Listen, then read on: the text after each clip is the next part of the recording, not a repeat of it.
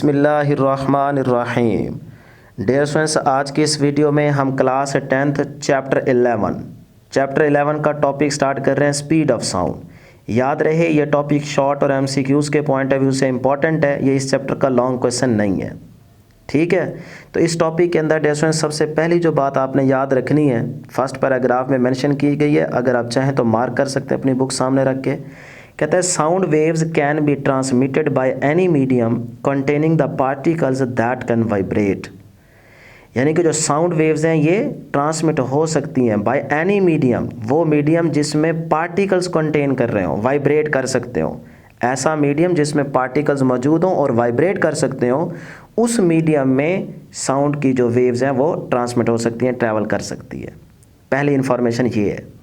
Second information याद रखिएगा, कहता है they can not pass through the vacuum. यानी कि साउंड की वेव्स वहाँ पास नहीं कर सकती, वहाँ ट्रैवल नहीं कर सकती जहाँ पे वैक्यूम हो, क्योंकि वैक्यूम में पार्टिकल्स मौजूद नहीं है, तो पार्टिकल्स वाइब्रेट ही नहीं करेंगे। तो इसका मतलब जहाँ पार्टिकल्स मौजूद नहीं है वहाँ पे साउंड की वेव्स जो है वो ट्रैवल नहीं कर सकती। तो ये दो इन्फॉर्मेशन आपने इस फर्स्ट पैराग्राफ से याद रख ली है। अगली बात बड़ी इंपॉर्टेंट है, कहता है nature of medium will affect the speed of sound. याद रहे साउंड की स्पीड पे मीडियम की नेचर अफेक्ट करेगी। जैसे लिक्विड में, गैसेस में, सॉलिड के केस में, इनमें स्पीड जो है साउंड की वो डिफरेंट होगी। तो इसीलिए आप कहेंगे कि साउंड की जो स्पीड है वो मीडियम की नेचर पे डिपेंड करेगी। अब दो बड़े इंपॉर्टेंट एमसीक्यूज़ हैं जो कि पैराग्राफ से लिए गए, आपकी बुक में अगर आप देखेंगे तो आपको मिल जाएंगे, जो कि डायरेक्ट एमसीक्यूज़ बन के आएंगे। इनमें से एक एमसीक्यू लाजमी आएगा, speed of sound in a liquid is 5 times that in gases. Gases के हिसाब से लिक्विड के केस में 5 टाइम्स जो साउंड की स्पीड है वो ग्रेटर रहती है।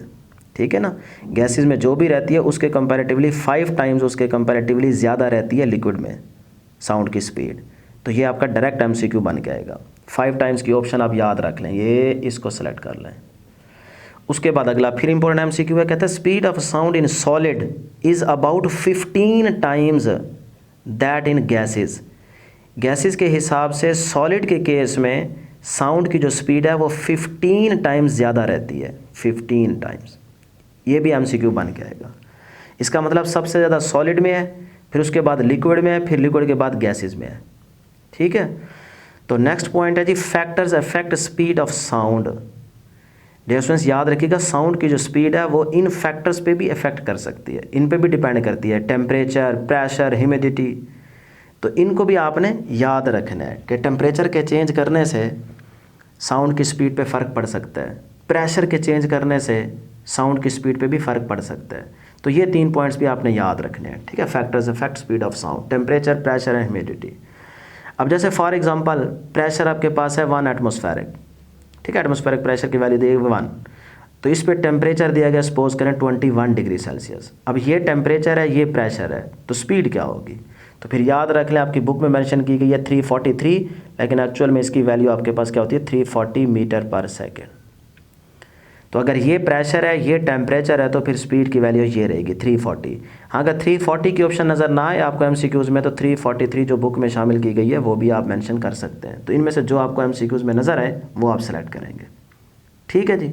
और लास्ट पॉइंट है कि इस साउंड की स्पीड को कैलकुलेट कैसे किया जा सकता है। तो डियर स्टूडेंट्स आपकी बुक में एक इक्वेशन मेंशन की गई है, v is equal to F into lambda. तो जब आपके पास वेव की वेवलेंथ दी गई होगी, फ्रीक्वेंसी दी गई होगी, दोनों को मल्टीप्लाई करेंगे तो आपको साउंड की स्पीड मिल जाएगी।